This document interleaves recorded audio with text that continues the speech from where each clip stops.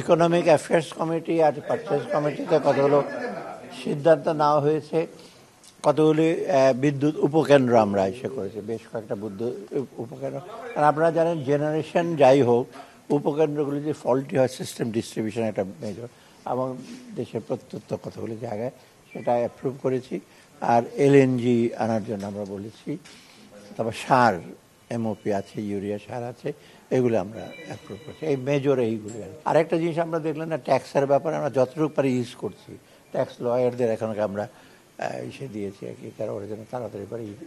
কারণ অনেক সময় দেখা যায় যারা অনেক লোক আছে ওই ফর্মটা ফিল আপ করতে পারে না, সামান্য ফি নিয়ে যদি করে দেয় তাদের জন্য সুবিধা হবে আর কি। কিছুটা হবে আবার আপনার, যেমন আমরা গম ব্যাপারে বলেছি, আমাদের বলে একটু বেশি হবে কিন্তু কোয়ালিটিটা একটু বেটার।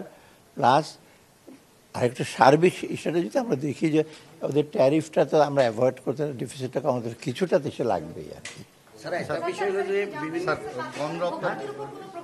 না না, ভোক্তাদের উপর আমরা তো এমনি তো সমস্ত কিছু ভোক্তাদের ব্যাপারে আমরা প্রাইস ট্রাইসের ব্যাপারে ইস্যু করছি। আর অনেকটা টিসিবি বা অন্য অন্য ইস্যুগুলোতে তো আমরা এগুলো সব তো দিচ্ছি সাবসিডিতে। এখন তো আমরা অ্যামাউন্টটা পাচ্ছি,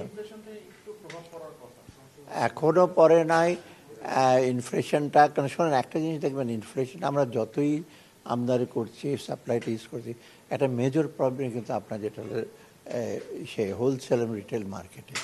ওরা তো অন্য বিয়ন্ড ইকোনমিক রেশনাল, এটা আপনারা নিজেই জানেন। দাম কমলে যে কমবে, পৃথিবীর অন্য দেশে কিন্তু খুব কমই হয় এই আপনার। তবে আমাদের এখানে মোটামুটি কিন্তু একটু কিছুটা রেসপন্স আপনারা দেখছেন।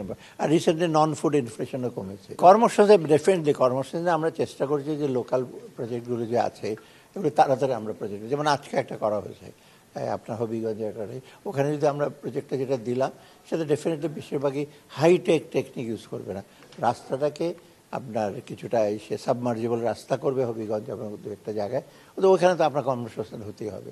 তো ওই রকম কিছুটা আমরা চেষ্টা, আর সাথে সাথে ব্যবসা ওরিয়েন্টেড কর্মসংস্থান সবচেয়ে বেশি দরকার। স্যার, এই যে এলএনজি আমদানি হচ্ছে, এটা নাকি সেই আমেরিকা থেকে বা ওই যে পিটার হাস যেই কোম্পানি এখন জব করতেছেন সেখান থেকে 1,00,000 কোটি টাকার নাকি এলএনজি কেনা হচ্ছে শুধু একটা কোম্পানি থেকে? আরে না, আপনি আজকে দেখেন, আমরা তো সব ইন্টারন্যাশনাল প্রাইসগুলো কম্পেয়ার করে দেখি, সেটা এই আমেরিকা হোক, চায়না হোক, বা সৌদি আরবিয়া হোক, কাতার অবশ্য এখন বন্ধ চুপচাপ, যে অন্যগুলো আমরা করছি, কম্পেয়ার করে করছি, এত সহজ না। আমেরিকা হলে আমরা দিয়ে দেবো, পিটার হাসকে আমরা জানি হতো, তো পিটার হাসকেই কোথায় করে। এর আগে এসে ছিল কি জানি, আরে কি জানি মরিয়ার্টি ছিল না, সে তো গার্মেন্ট, আমরা কি গার্মেন্ট ওখানে দিয়ে দিছি ওর জন্য।